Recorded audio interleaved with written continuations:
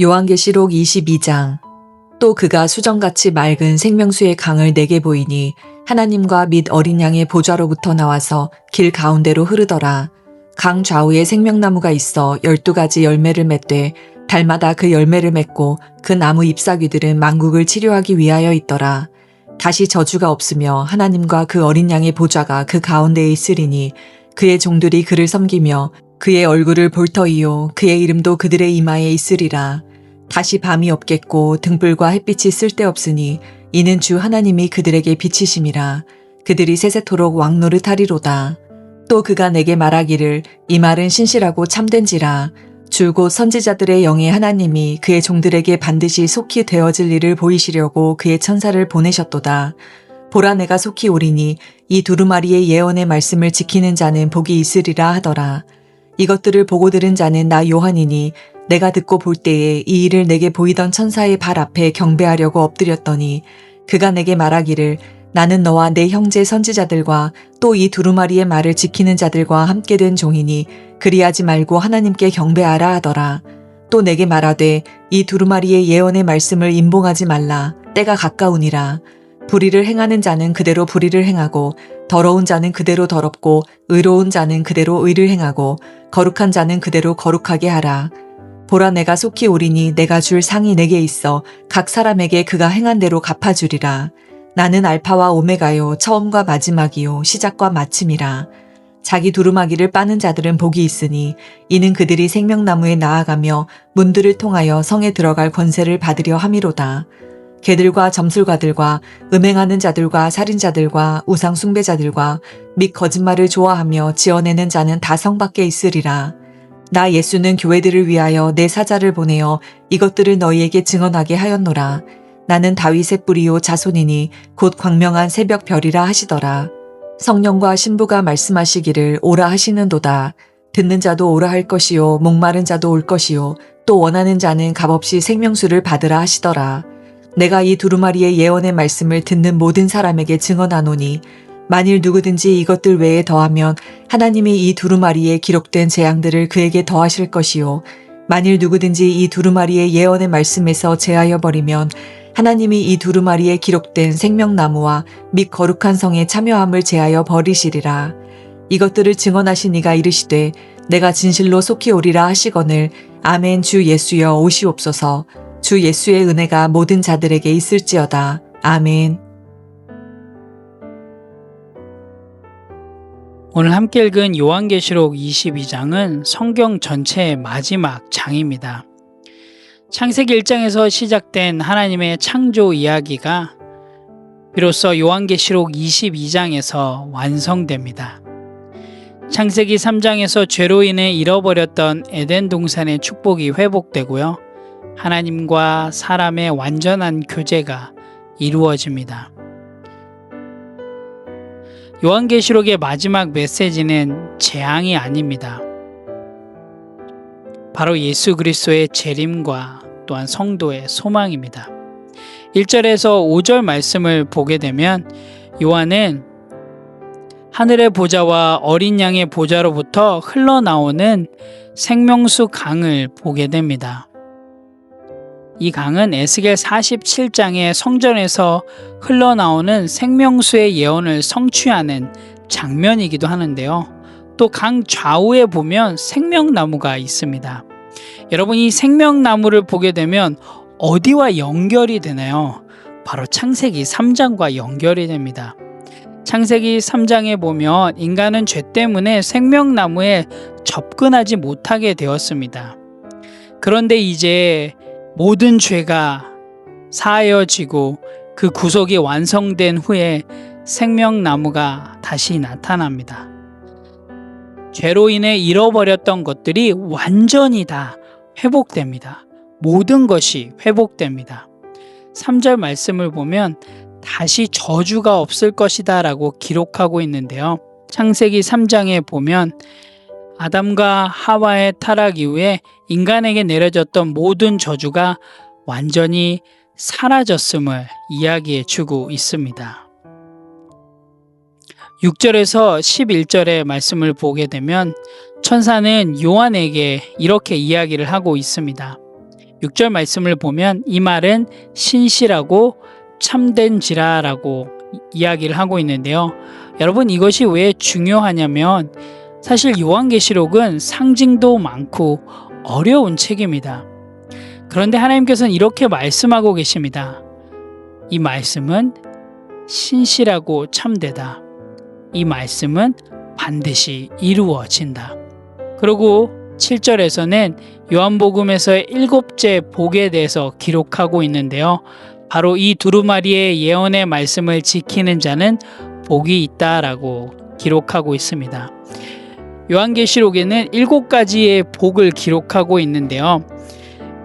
1장 3절에 보면 말씀을 듣고 지키는 자, 14장 13절에 주 안에서 죽는 자, 16장 15절에 깨어있는 자, 19장 9절에 어린 양의 혼인잔치에 초대받은 자, 20장 6절에 첫째 부활에 참여한 자, 22장 7절에 말씀을 지키는 자, 22장 14절에 생명나무에 나아가는 자, 22장 14절에 자기 두루마기를 빠는 자는 복이 있다라고 기록하고 있습니다.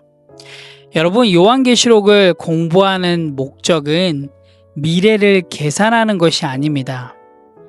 요한계시록은 말씀대로 살아가야 함을 우리에게 이야기를 해주고 있습니다. 12절에서 17절 말씀을 보면 예수님은 3번이나 동일한 말씀을 반복해서 이야기해 주고 있는데요. 22장 7절, 22장 12절, 22장 20절에 보라 내가 속히 오리니, 보라 내가 속히 오리니, 내가 진실로 속히 오리니 라고 3번이나 반복해서 동일한 말씀을 이야기해 주고 있는데요. 사실 우리는 이 말씀을 보면서 이런 질문을 하곤 합니다. 무려 2000년이 지났는데도 속히 오신다고 하면서 왜 아직 오지 않으셨는가?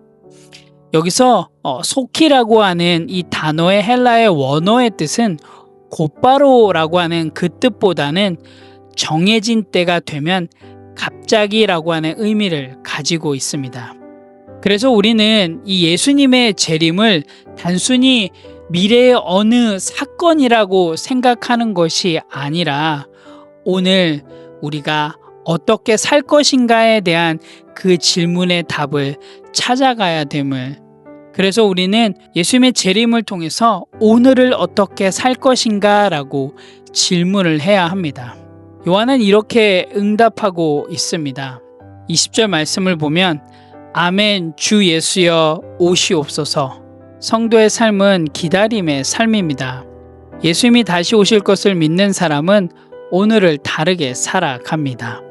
12절에서 15절의 말씀을 보게 되면 예수님은 상 주시는 분으로 오신다라고 이야기해 주고 있는데요.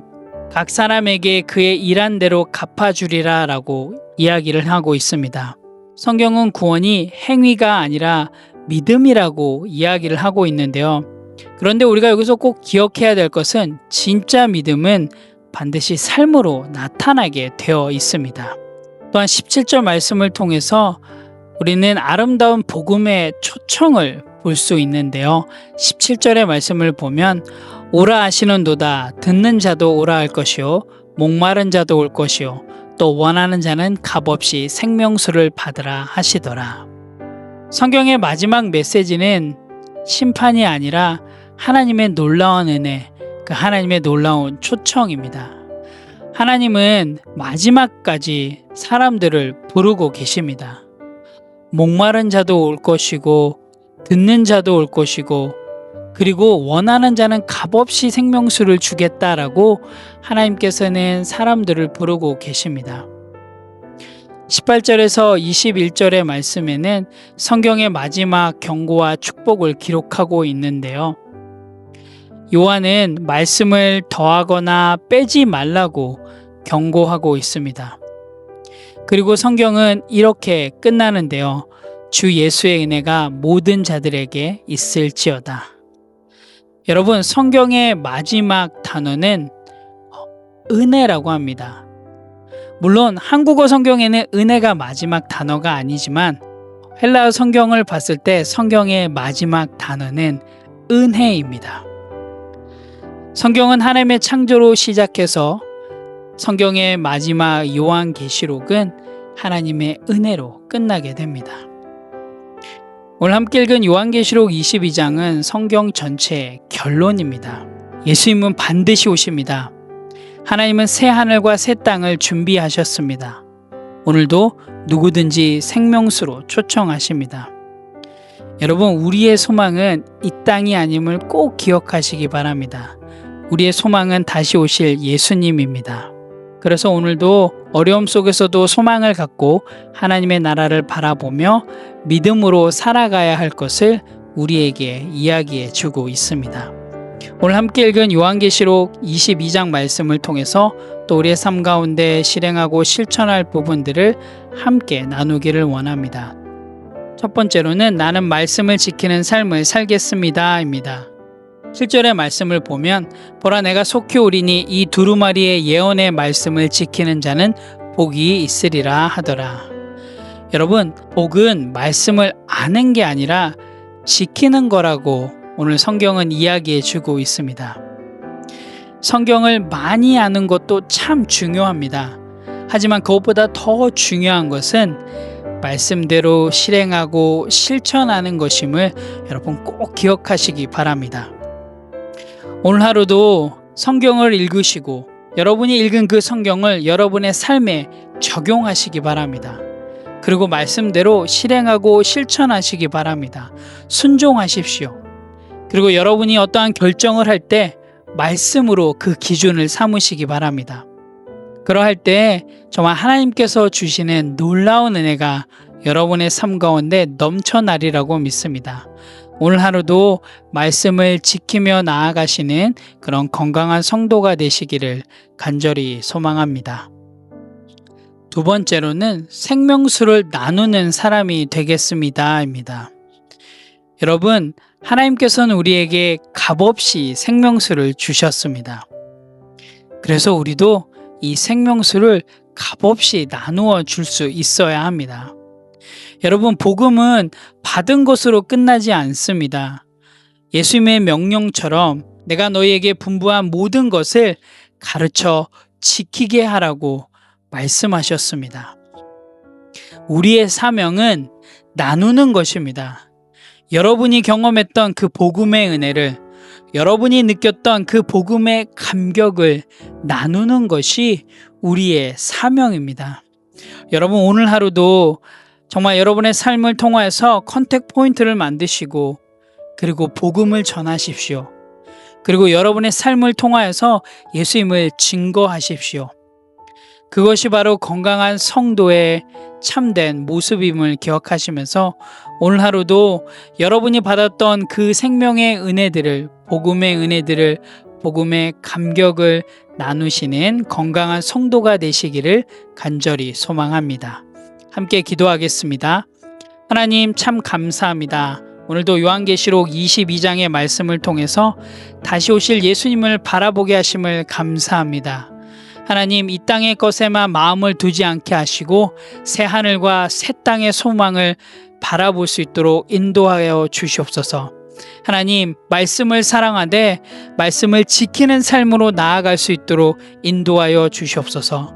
또한 우리의 삶을 통하여서 목마른 영혼들에게 생명수가 전하는 통로가 되게 하시고 복음을 담대히 증거할 수 있도록 인도하여 주시옵소서. 오늘 하루도 우리들의 삶을 통하여서 예수님이 증거되는 그런 귀한 하루 될 수 있도록 인도하여 주시옵소서. 감사드립니다. 예수님의 이름으로 기도합니다. 아멘.